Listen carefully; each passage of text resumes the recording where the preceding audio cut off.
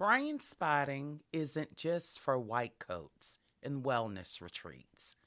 It belongs in the barbershop, ancestral healing circles, the clinic, the corner. Everywhere healing has been made scarce. This episode is about taking neuroscience out of the ivory tower and back to the people. Because embodiment is not elite, it's ancestral. And accessibility is liberation. Beyond the Spot, Decolonizing Healing One Brain at a Time, is a podcast that weaves, my first love, of course, brain spotting, and somatic informed modalities with embodied healing, cultural consciousness, and real talk about trauma, resilience, and recovery. Hosted by Tracy Gantlin-Monroy, a licensed professional counselor, spiritual healer, and the first Black female brain spotting trainer in the world. Each episode dares to dismantle mental health myths, uplift lived experiences, and restore collective wisdom. One conversation at a time. Beyond the Spot podcast is for educational purposes and is not therapy. Please reach out to licensed medical and mental health professionals. Thank you.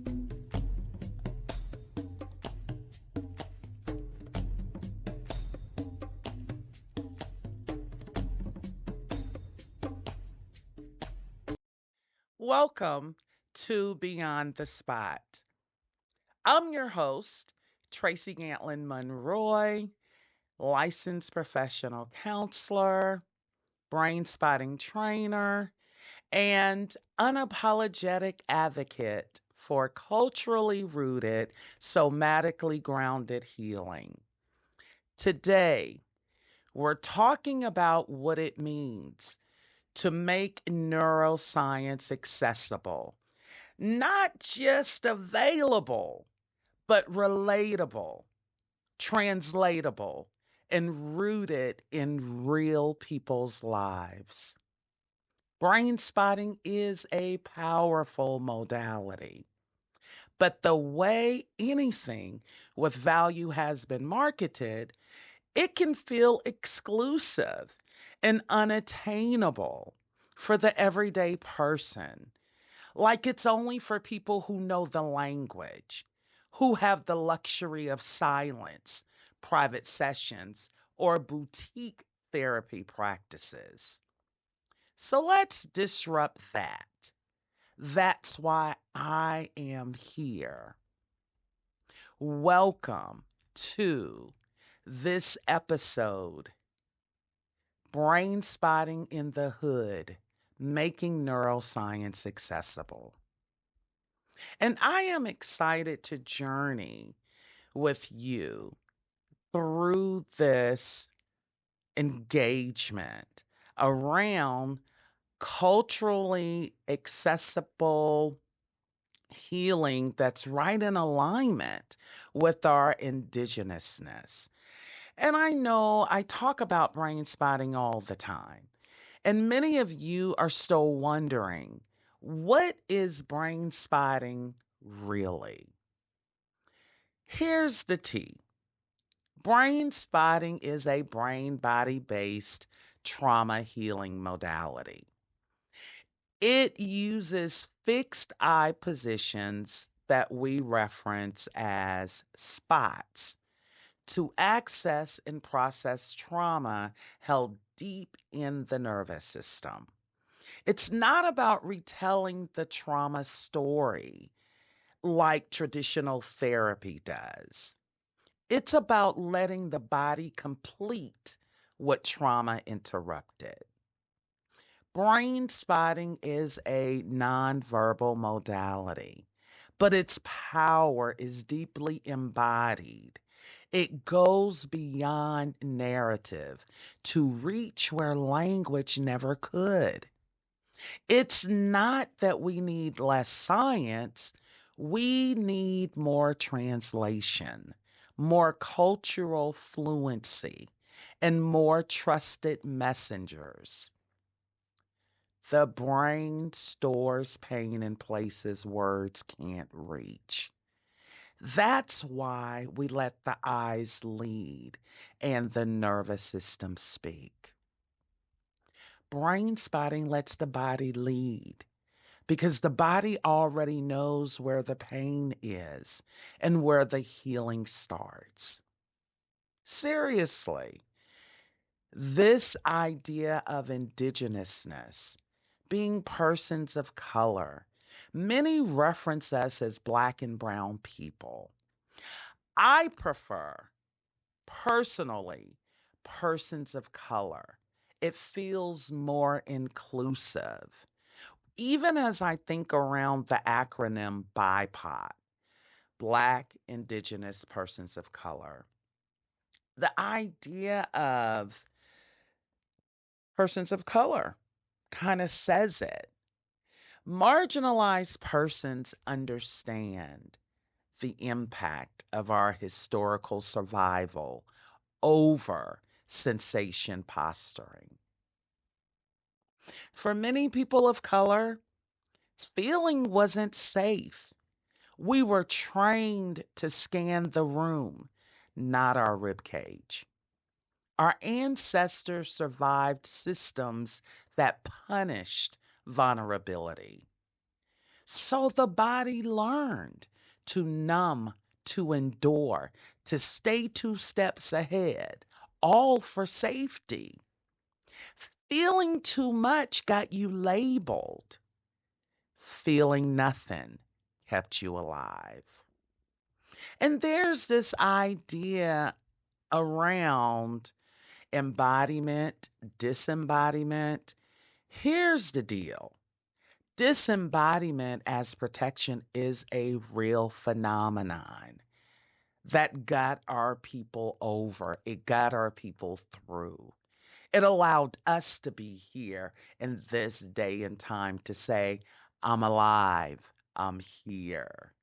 It's a beautiful thing. So the body, in and of itself, understood not being present in that moment of maltreatment, mistreatment, abuse, violence, all the things. Feeling nothing kept you alive. Facts. And I needed to say that twice because the fact of the matter is, when we talk about disembodiment as protection, we continue to witness this phenomenon in real life even today. Disconnection from the body was not dysfunction, it was a form of wisdom. When the body is not safe, the felt sense becomes a liability. That's not trauma failure. That's trauma strategy, my dear. The nervous system didn't betray us, it kept us moving, which in and of itself, we've experienced quite a bit of systemic disconnection. White supremacy taught us to distrust our instincts, told us we're too emotional, too dramatic, too irrational. These are not new knowings. How about medical systems ignored our pain and continue to this day? Schools disciplined our restlessness, our various styles of learning and taking in information that went against our natural rhythm and ways of movement. Churches prominent in just about every community of color. Persons of color are oftentimes people of faith. Even the church told us to pray, not to feel. So we adapted, overthinking, overfunctioning, and over explaining what we shouldn't have to justify in the first place.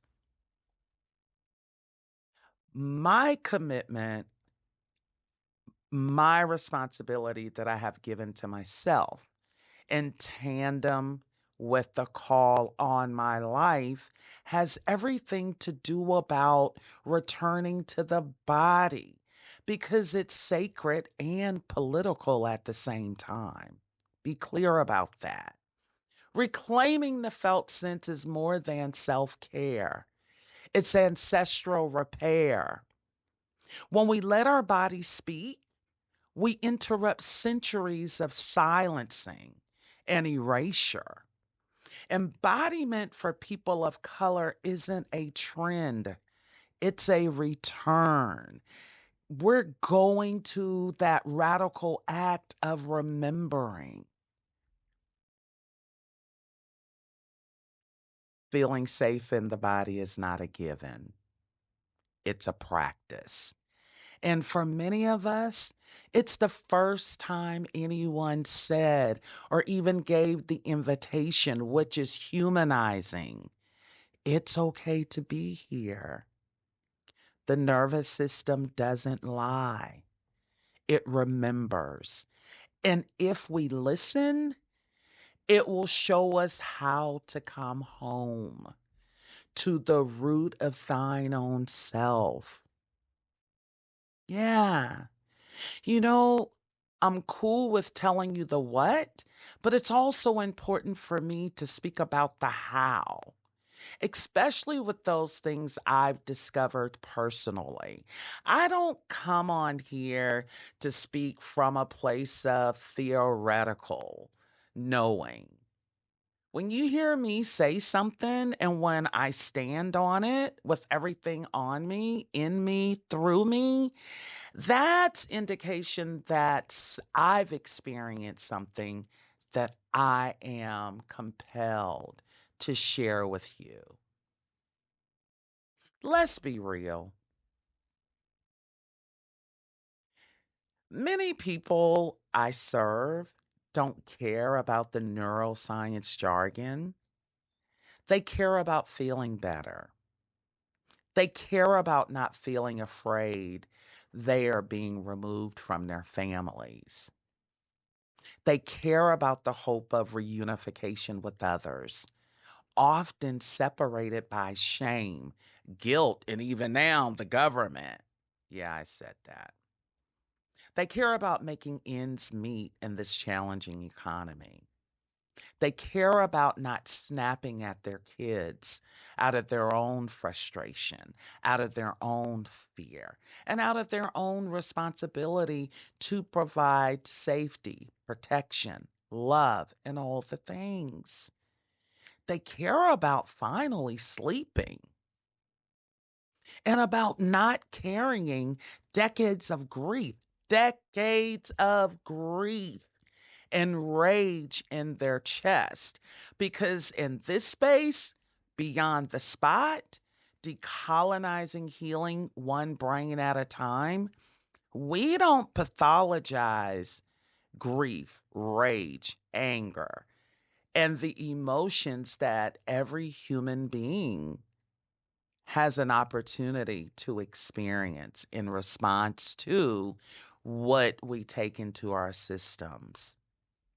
So, I want to talk a little bit about brain spotting in real life.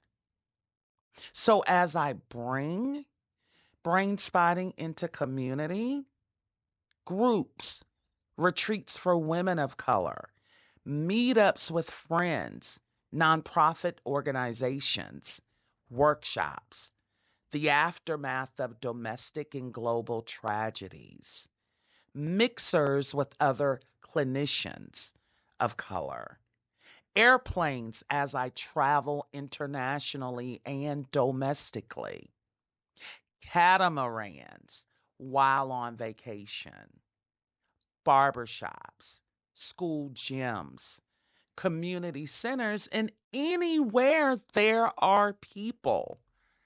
I don't water it down. I translate it. Yes, translate it according to who I speak with. I recall being invited to a taping of a talk show whereby I was a guest. The talk show genre was in the birthing community. And I was invited to speak around birthing trauma because the fact of the matter is, the act of birthing is traumatic for so many birthing persons. It's even a trauma response to the body's physiology, biology, neurobiology, and all the things. And literally, as I began to speak about treatment options, the impregnated co host became extremely interested. And I simply asked, does anyone have something I can use as a pointer? And there was a beautician, I guess y'all call them cosmetologists these days, stage left. She lifted up a rat tailed comb, at which I responded to her gesturing. Can I get that? Yes, I brain spotted the co host on set live with a rat tailed comb. On the spot, just like that. Brain spotting is transportable. Brain spotting belongs to the people. The only limitation brain spotting will ever have is that which we place on it. If you got a nervous system, something can happen with 1 minute of brain spotting that would not happen otherwise. Yes, I bring the science, but I ground it in trust, culture, and language that doesn't require a degree to understand. Because if your healing practice can't reach the block, the community meeting, the homeless shelter, the community resource center, the associations that serve the people, the ancient healing circles, the group. How about under the community tree? The studio, the veranda at the hotel with the brewing storm as the bilateral music, or even the living room. It's not community mental health, it's performance. The reality is, it's not uncommon for those things that have the greatest impact to be seemingly out of the reach of the people. So you might say, why have I never heard about brain spotting? Or what is it that keeps the people out? Well, some of the things that keep good things out of community is as simple as the system. Antiquated systems that dare try to create designations such as evidence based, which is more political than phenomenologically sound, proven. Tell you something else, what keeps people out is unawareness. Brain spotting has been a seriously well kept secret over the years, and it was discovered about 2003. Gatekeeping language often keeps people out. The lack of representation in training spaces keep people out. White centered aesthetics of calm and control. Yeah, it keeps people out, especially indigenous people that require rhythm, movement. Indigenous people that have intuitive awareness. Yeah, I'm talking about those indigenous folks that can see and feel spirits oftentimes, who engage with the ancestors.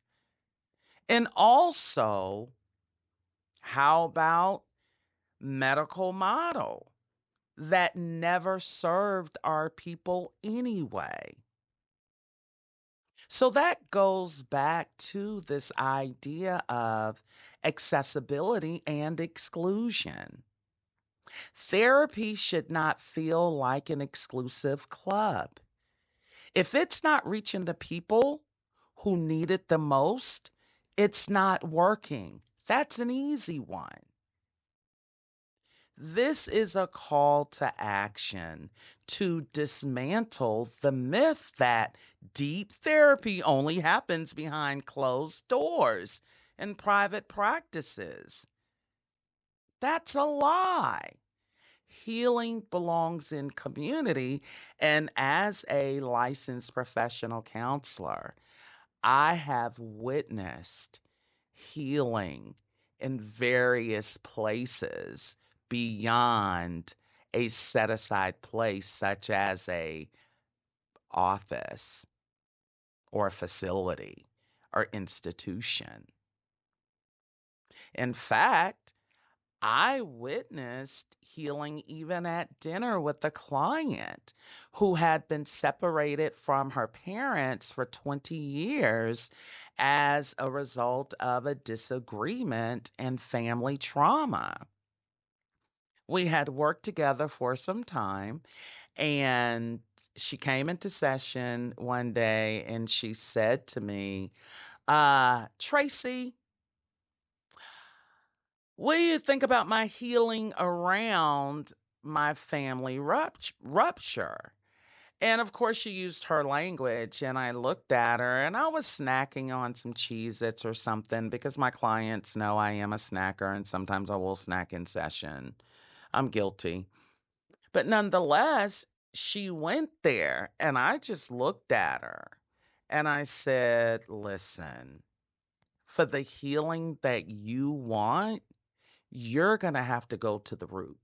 And we talk about this story all the time, and she shares it publicly.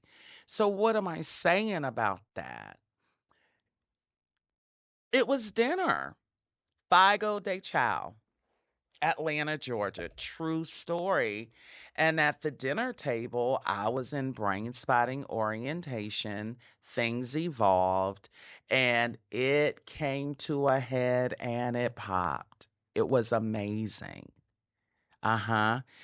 With that being said, and someday I'll have her come on and I'll invite her and she'll be happy to share with you what happened. She's recorded things with me in the past around it, but where I'm going is accessibility and exclusion. That's a real thing. One of my focuses as it comes to social justice is this thing of access. Marginalized communities require access. Yeah. And so, with that, we've got to begin to expand the perspective, especially in marginalized communities where there is stigma around the idea of mental health. You know, where I come from, back in the day, you start talking about mental health, the first thing out their mouth is, you must be crazy or something must be wrong with you. You know, here's the reality: mental health is more mainstream than it's ever been. Yes, facts. And you don't need a psychology degree to understand your body is tired of carrying everything. That's a truth that lives in the hood too, as in also. And still, despite all we've been through, the diaspora and everywhere, our communities are brilliant. We've survived with no blueprints. We made healing circles out of kitchens, porches, and praise breaks. So why not give us access to modalities that work in our language, on our terms? It's time. It's beyond time. And a beautiful thing, especially for you clinicians listening and helping professionals, our clients are ready for support in a way that's real. Brain spotting is powerful because it listens to the body. But if we don't continue to adapt how we teach it, share it, and embody it, it can start to mirror the same systems that caused the harm in the first place. That's the beauty of brain spotting. Dr. David Grand, the founder and developer, which happens to be my mentor, places his gift of brain spotting discovery in the hands of the people. He always says brain spotting belongs to the people. And what I like to say is the only oppression brain spotting will ever have is that in which we bring to it. Fact. The second of June, I think it was the 2nd of June. Yeah, that Monday, uh, I'm just coming back from Warsaw, Poland, and it was so powerful. Yeah. And at our brain spotting trainers meeting this past Tuesday, I felt pressed in a beautiful way to look at my mentor, David, and my aunties that were in the space who are also trainers. Yeah, yeah. And I got to tell you, these dominant cultured white women and David have been a blessing to me. True T. I needed to acknowledge the gift that I have received from sitting at my mentors and my auntie's feet. In fact, one of my brain spotting aunties had just had cataract surgery, and she traveled from New Jersey to Poland. And when we got there and when we met up, she said to me, I wasn't going to let you come over here by yourself. We were the only two Americans in person in that training. And it, like, you talk about care, you talk about love, you talk about community, you talk about connection, you talk about relationship. That's what I'm expressing here. I felt compelled to thank David. I had to. Dr. David Grand, when he got a hold of me, I knew 95% less than I do now. David literally, and I said this to him to his face, and I said it in front of everybody. David fed me as a bird feeds its young. The bird takes the worm out of their mouth and feed their young. David took mental health, healing, brain spotting. I mean, listen, history, right? Relationally, when I tell you that David fed me as a baby bird straight from his mouth, that's a great deal of how I got here today. Yeah, it makes me feel full of sentiment to think about those days some years ago when I didn't know a fraction of what I know now. And I would be remiss if I did not acknowledge Dr. Halisi, who mentored me while I was in school and gave me my first job. In fact, just a little tea here. When I met Dr. Halisi, we attended the same church, and I actually met her through her then husband, Ben. And Ben and Dr. Halisi came over to my house for a barbecue or a celebration I was having. And Dr. Halisi said to me, if you go to school and get your license, I'll give you a job. Well, I don't know if she knew who she was talking to for real. I went to school. Dr. Halisi mentored me. I got my license. She gave me my first job in mental health. That and more is why I train helping professionals and clinicians, and I show up at corporate spaces in any and everywhere with cultural humility and cultural respect. That's why I say the hood, the healing circles, the therapy office, and anywhere indigenous folks are, all deserve the same access to embodied care.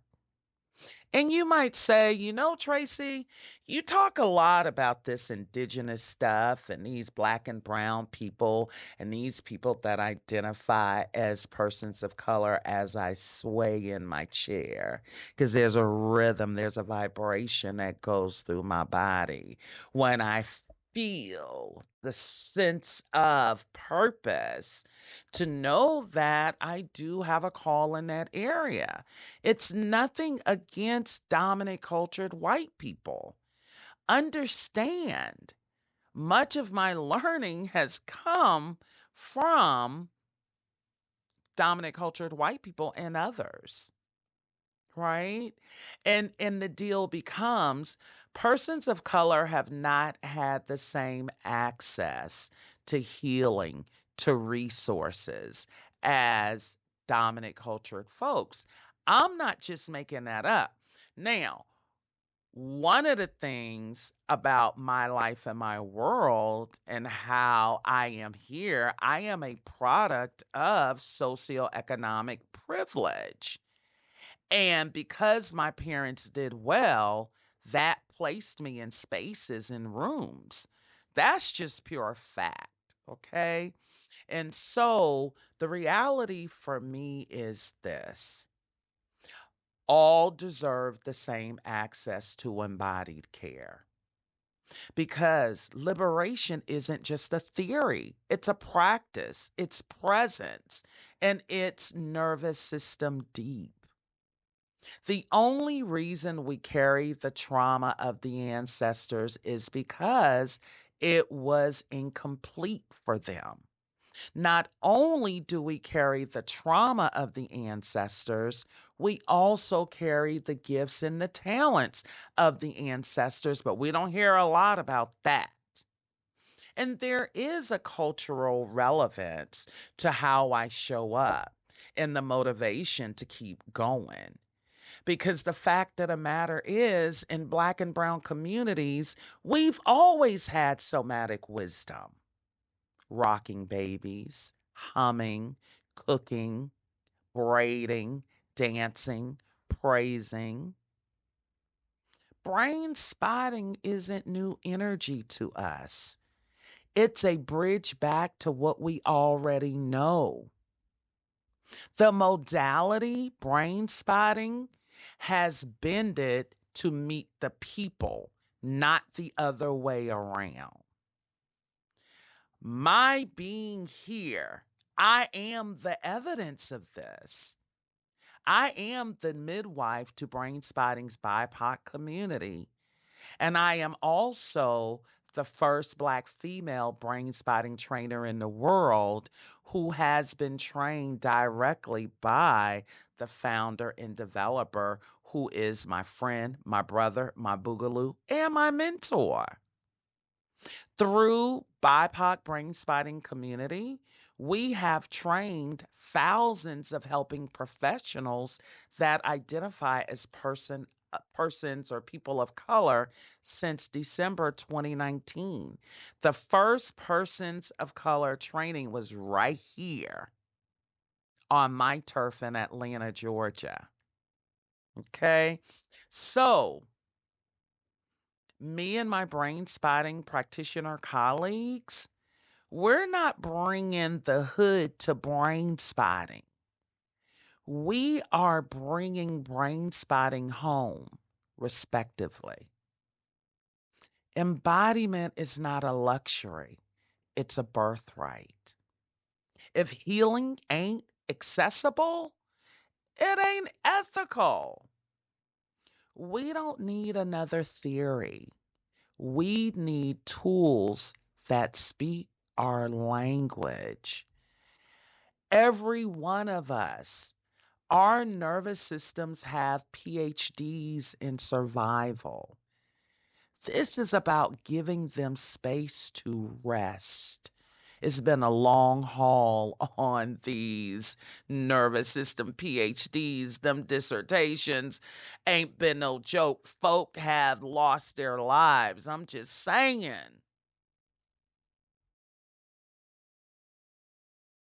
I want to call and invite you to a place of reflection. What stories have you internalized about who gets to access advanced therapy, advanced mental health support? Have you ever felt like a healing space wasn't built for you? What would it look like to bring neuroscience into your own community without translation fatigue?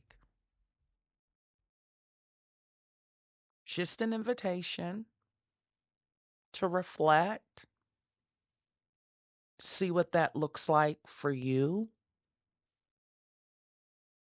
I want to thank you for joining me for this episode of Beyond the Spot. If something landed in your body today, if your nervous system whispered, yes, that's real, you don't have to decode healing. You deserve it fully in your language, in your culture, in your story, in your body. Embodiment is not a luxury, it's a birthright. If healing isn't accessible, it isn't ethical. We don't need another theory. We need tools that speak our language. This is all about giving our nervous systems, with an S, space to rest. And as always, to learn more about brain spotting or to train with me, visit my website. I am Tracy Gantlin-Monroy, licensed professional counselor, and this is Beyond the Spot. Thank you for taking your time to listen, and please share.